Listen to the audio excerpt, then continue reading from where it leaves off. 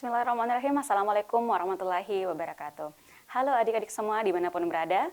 Gimana nih kabarnya hari ini? Semoga semua dalam keadaan sehat dan siap untuk mengikuti pembelajaran hari ini. Bersama Kak Nana langsung dari Studio Smart School Dinas Pendidikan Sulawesi Selatan. Generasi smart, berkarakter, cerdas.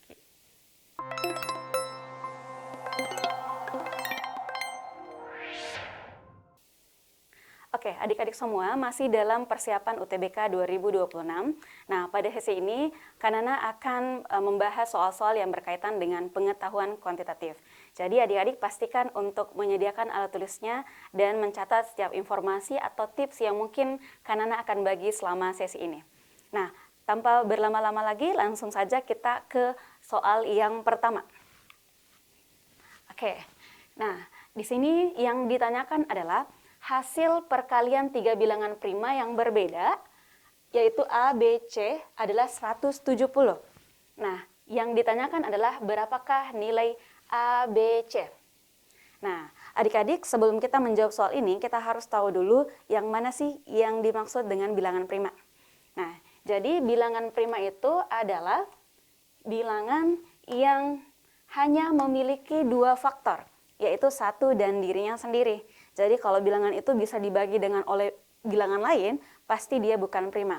Sehingga kalau misalkan kita bisa list untuk bilangan prima itu ada 2, 3, 5, 7, 11, 17, dan seterusnya. Ini ada 13 juga ya.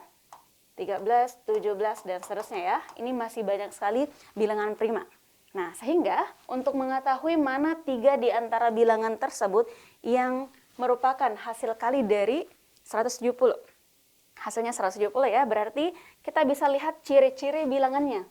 Nah, di sini kan 170 yang merupakan angka genap. Nah, di bilangan prima yang angka genap itu hanya ada 1, yaitu 2. Maka boleh kita cari bilangan primanya dengan menggunakan faktorisasi prima, yaitu kita membaginya dengan faktor prima.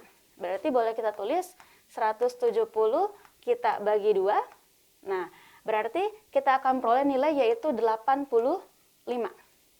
Nah, kita lihat lagi, oh ciri-ciri bilangannya berakhiran 5. Nah, pasti bilangan itu juga akan habis dibagi 5. Maka langsung saja kita pilih faktornya yaitu 5. Nah, setelah kita bagi, kita peroleh hasilnya yaitu 17. Nah, berarti 17 ini kan dibagi 17 lagi, nah sudah selesai. Jadi kalau misalkan sampai 1 itu tandanya sudah selesai ya. Nah, maka bisa kita tarik kesimpulan, ini bisa kita asumsikan sebagai nilai A, ini sebagai B, dan ini yang sebagai C. Nah, sehingga bisa langsung kita tentukan nilai dari A ditambah dengan B ditambah C itu sama dengan, berarti ini hasilnya sama dengan 2 ditambah 5 ditambah 17. Nah, hasil akhirnya adalah 24. Oke, semoga jelas untuk soal yang pertama. Oke. Nah, next kita lanjut ke soal yang kedua. Oke, soal yang kedua masih terkait dengan bilangan, tapi kali ini yang berkaitan dengan barisan dan deret. Nah, barisan yang diberikan itu adalah barisan geometri. Nah, di sini memiliki rasio yaitu -2. Nah, kemudian kan kalau barisan geometri berarti dia yang memiliki perubahan, kalau bukan dikali, dia dibagi ya. Oke, nah kemudian barisan tersebut sama dengan -1 untuk suku ke-6-nya. Nah, kemudian diberikan beberapa pertanyaan yang harus kita cek nilai kebenarannya. Nah, maka kalau misalkan dalam sebuah barisan, baik geometri maupun aritmatika, diketahui rasio atau perubahannya, kemudian diketahui satu suku, maka pasti kita bisa menghitung suku manapun yang ditanyakan. Nah, dengan triknya, yaitu, nah, ini karena punya trik. Nah, misalkan kita memiliki suku UP, nah, yang diketahui adalah suku ke Q. Nah, maka tinggal kita kali saja dengan R, kemudian P dengan Q kita kurangkan. Jadi hasil pengurangan dari P dan Q ini bisa positif, bisa negatif. Nah, kemudian dengan menggunakan trik tersebut kita bisa menghitung nilai yang pertama, ngecek yang pertama, yaitu mengecek suku pertama. Berarti dengan mengikuti polanya, suku pertama bisa kita peroleh dengan, nah ada suku ke-6 berarti U6, kemudian kita kali dengan R berpangkat 1 dikurangi dengan 6. Nah, maka kita peroleh U6-nya kan sama dengan minus 1, kemudian dikali dengan rasionya yaitu minus 2. Jangan lupa adik-adik untuk berikan tanda kurung ya untuk basisnya negatif. Kemudian hasilnya minus 5. Nah, adik-adik ingat kembali bahwa ketika kita menghadapi bentuk eksponen yang pangkatnya negatif, maka itu bisa kita ubah menjadi pangkat positif dengan cara memindahkan posisinya. Kalau posisi pertamanya di pembilang, maka kita bisa memindahkannya ke posisi penyebut. Nah, sehingga tandanya akan berubah. Maka, kalau dari basis ini kan, dari bentuknya basisnya adalah minus 2. Maka minus 2 pindah, pangkatnya berubah menjadi pangkat 5. Nah, kemudian selanjutnya kita perhatikan bentuknya. Kalau ada pangkat ganjil yang memiliki basis negatif, maka hasilnya juga akan negatif. Maka kita peroleh 2 pangkat 5 itu adalah 32, maka hasilnya di sini adalah minus 32. Sehingga minus dibagi minus hasilnya adalah positif. Berarti 1/32. Nah, untuk pernyataan pertama, suku ke-1 kan merupakan negatif. Nah, sementara hasil yang kita peroleh itu positif. Maka pernyataan pertama bernilai salah. Nah, ingat kembali trik-trik kalau misalkan kita mendapatkan 4 pernyataan dengan tipe pertanyaan seperti ini, tipe jawabannya, maka ketika dapat 1 salah, maka 3 juga langsung salah. Nah, kemudian setelah 3 salah, tinggal 4 langsung bernilai benar. Gitu ya, jadi sedikit berbeda kalau 1 benar, 3 benar ya, itu masih perlu dicek yang kedua. Nah, kalau 2 benar berarti cek 4, kalau 2 salah berarti 4 salah. Nah, kalau dapat pola 1 salah, maka 3 salah dan 4 langsung benar. Sisa kita cek yang kedua. Oke, yang kedua di sini adalah suku ke-10 merupakan negatif. Nah, karena di sini rasionya itu negatif, nah, dimana kan kalau mendapatkan suku berikutnya itu kan ada perkalian dari rasionya kan, sehingga otomatis akan kita peroleh suku yang akan berselang-seling antara positif dengan negatif. Nah, bisa kita tulis seperti ini. Suku pertama, suku kedua, suku ketiga, suku keempat, dan seterusnya. Nah, berarti suku pertama tadi kita peroleh positif, suku kedua negatif, suku ketiga pasti dia positif, dan 4 negatif, dan seterusnya. Nah, sehingga bisa kita simpulkan bahwa untuk suku yang ganjil, dia akan bernilai positif, sementara suku yang genap akan bernilai negatif.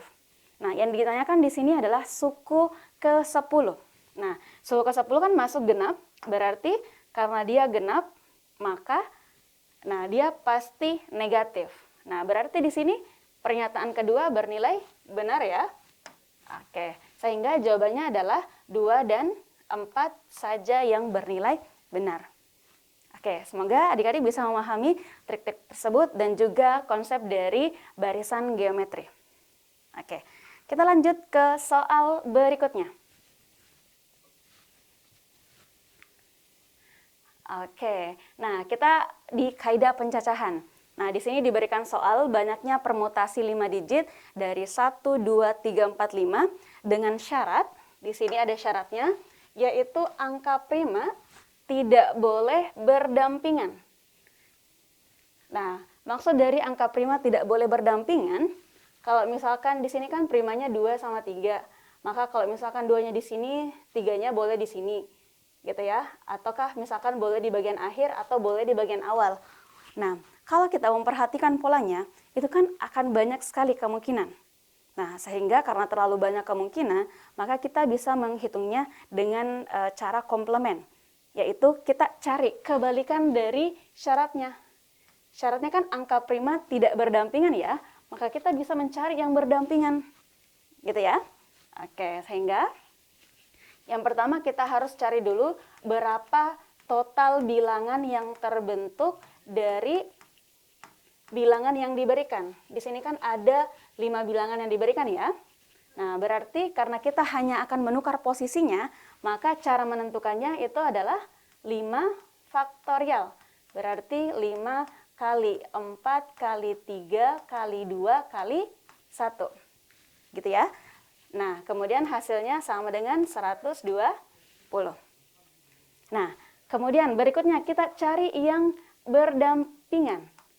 Cari prima berdampingan. Oke, nah kalau prima berdampingan itu kan bisa kita ilustrasikan.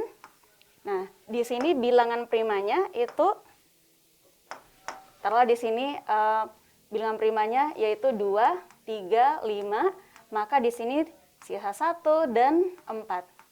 Nah, kemudian di sini kan terbentuk 3 bilangan ya, atau 3 posisi. Nah, sehingga untuk menentukan cara 3 posisi ini kita bentuk sebuah bilangan, maka itu sama saja dengan 3 faktorial. Gitu ya. Nah, kemudian ternyata pas kita perhatikan yang 2, 3, 5 ini itu kan masih bisa kita ubah posisinya. Gitu ya. Nah, karena masih masuk dalam kategori berdampingan, sehingga hasilnya tetap dikali dengan 3 faktorial. Kenapa 3? Karena ada 3 bilangan prima yang akan diubah posisinya. Nah, sehingga kalau kita selesaikan, 3 faktorial itu adalah 6, dan kita peroleh hasil 3 kali 3 sama dengan 36. Nah, sehingga bisa kita hitung berapa yang bilangan ketika primanya tidak berdampingan. Oke, nah berarti tinggal kita kurangkan dari 120, kita kurangi dengan 36, maka kita peroleh hasil yaitu ada 84 bilangan. Nah, langkah komplement ini akan memudahkan karena tidak terlalu banyak kemungkinan. Jadi kalau misalkan adik-adik mendapatkan sebuah kondisi soal yang terlalu banyak kemungkinannya, maka adik-adik bisa menggunakan komplement soal untuk menentukan berapa banyak kejadiannya. Oke, semoga jelas untuk soal yang ketiga. Nah, kita lanjut ke soal berikutnya. Oke, di soal keempat ya. Nah, dipilih secara acak satu bilangan. Ini satu bilangan. Jadi yang mau dipilih adalah bilangan.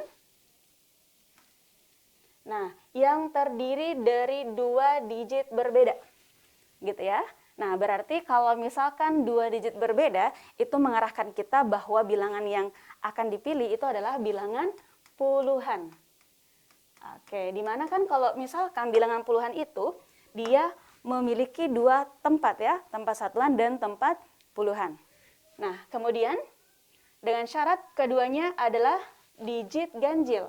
Nah, digit ganjil itu berarti kita hanya punya 1, 3, 5, 7, dan 9. Jadi total hanya 5 pilihan bilangan saja yang bisa kita pilih untuk membentuk bilangan puluhan. Dengan syarat semuanya ganjil ya.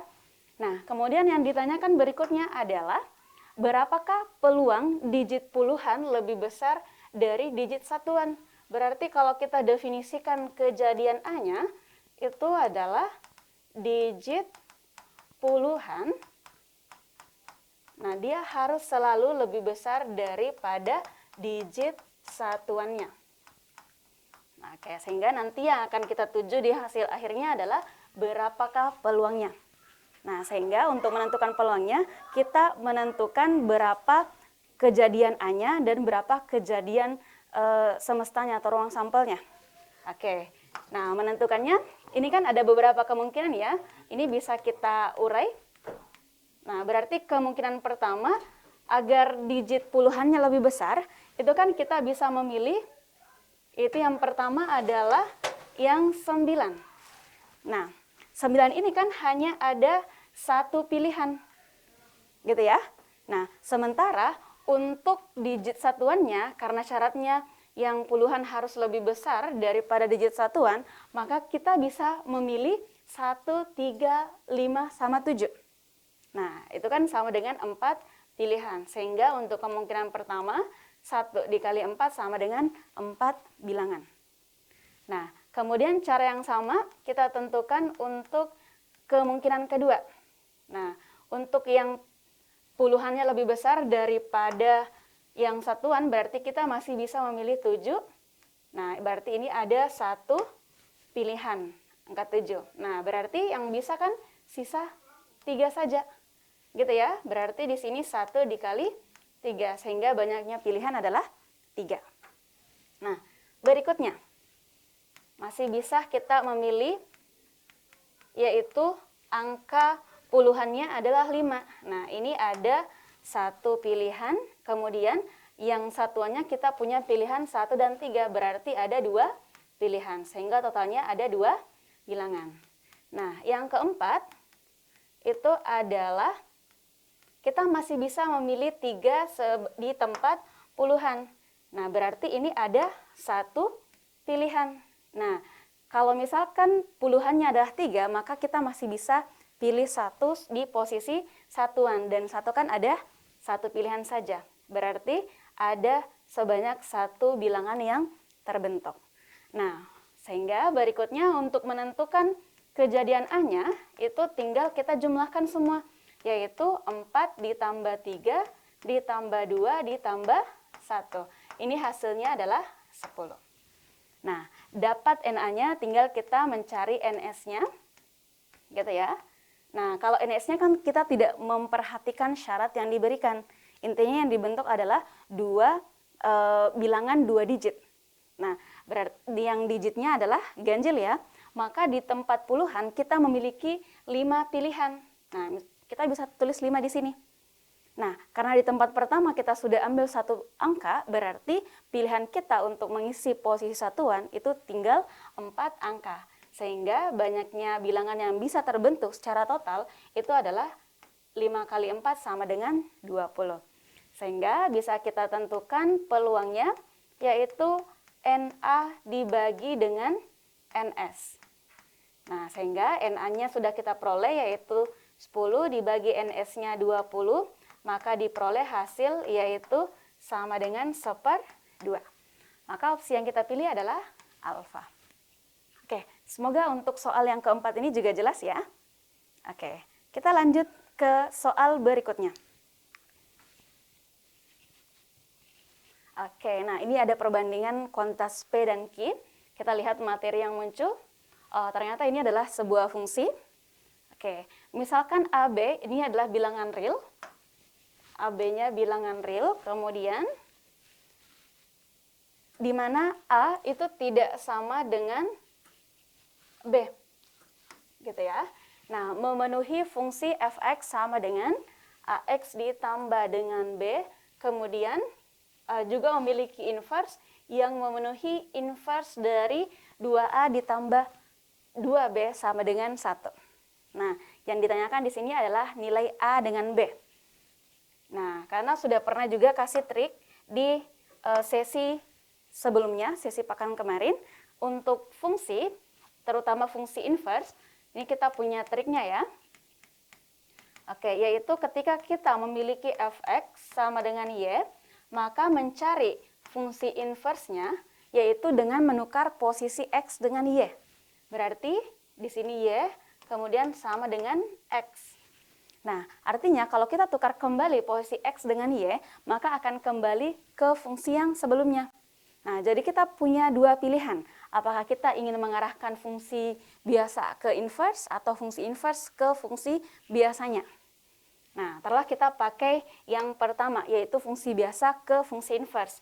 Berarti bisa kita tulis, yaitu, nah tinggal kita tukar aja posisi dari AX tambah B dengan X. Kemudian nanti kita inverskan fungsinya.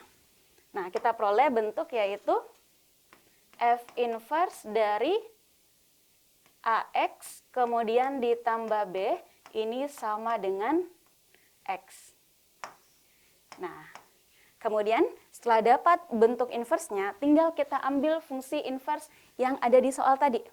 Nah, berarti kita bisa tulis kembali F inverse dari 2A kemudian ditambah 2B, ini sama dengan 1.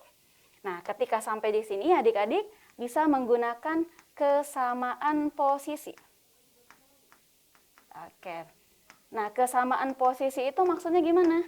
Nah, maksudnya sama-sama F inverse. Kemudian bisa kita tarik kesimpulan juga bahwa AX tambah B itu sama dengan 2A ditambah dengan 2B.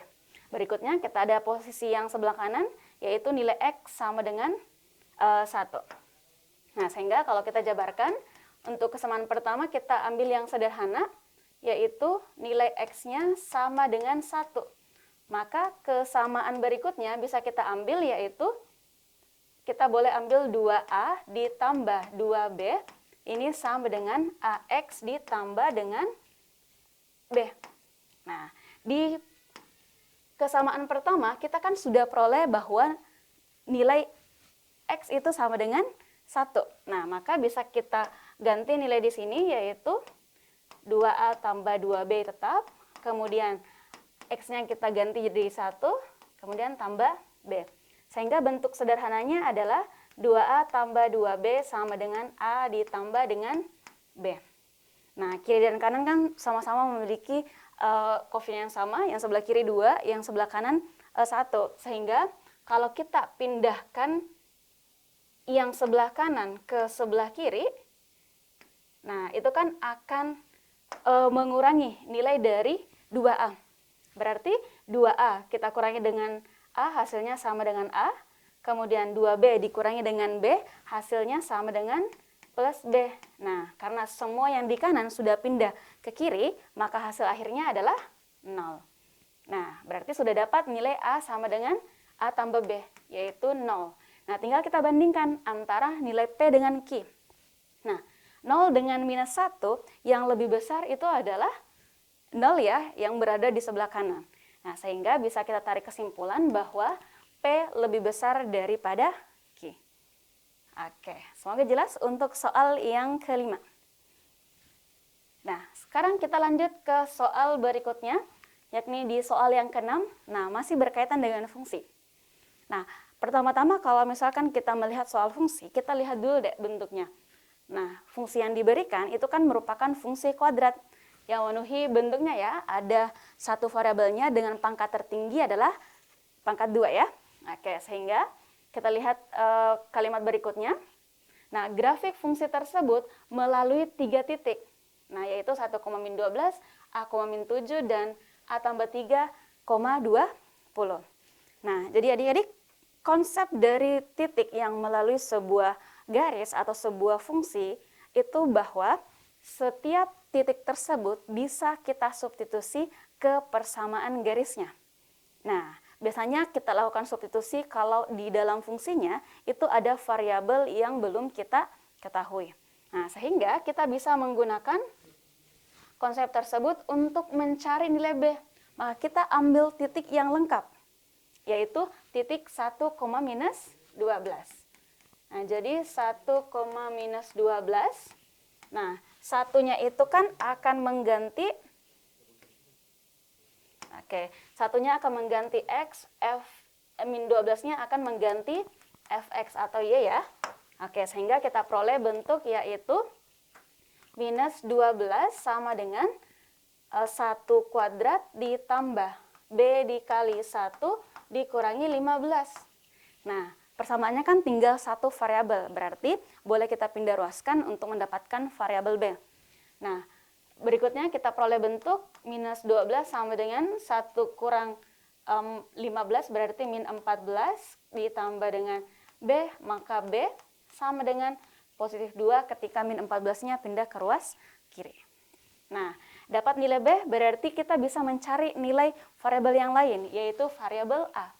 Nah, masih konsepnya yang sama, kita ambil A, minus 7. Nah, berarti yang A akan mengganti nilai X, kemudian min 7 akan mengganti Fx. Nah, ikuti polanya sehingga kita peroleh bentuk yaitu minus 7 sama dengan A kuadrat ditambah. Nah, tadi kan B-nya sudah kita peroleh ya, maka boleh adik-adik langsung mengganti B-nya menjadi 2. Maka kita peroleh bentuk di sini 2 kali A, kemudian ini 2 kali A ya, kemudian dikurangi dengan 15. Oke, Nah, kalau kita melihat bentuknya, ini kita akan diarahkan ke persamaan kuadrat, gitu ya, dengan variabel A. Berarti kita arahnya mencari nilai A dengan konsep persamaan kuadrat. Maka boleh kita nolkan satu ruas, min 7-nya pindah jadi plus 7, kita peroleh bentuk A kuadrat ditambah 2A, kemudian pindah jadi plus 7, sehingga kita peroleh negatif 8. Nah, maka kita faktorkan kembali untuk soal ini. Nah, sehingga kita bisa jabarkan kalau misalkan A-nya sama dengan 1 atau koefisien dari variabel berpangkat 2-nya sama dengan 1, maka langsung saja kita urai menjadi A, sini juga A. Nah, berikutnya adik-adik perhatikan tanda C-nya. Itu kan bernilai negatif. Berarti kalau negatif, satu negatif, satu positif. Nah, tinggal kita mencari berapa kali berapa yang hasil kalinya 8, kemudian selisih dari dua angkanya sama dengan 2. Nah, bilangan tersebut kan adalah 2 dengan 4. Nah, karena di sini nilai B-nya sama dengan positif, maka angka terbesar kita tempatkan di positif, yang terkecil di negatif. Nah, kita peroleh nilai A, yaitu sama dengan positif 2, kemudian berikutnya, ini nilai A sama dengan minus 4.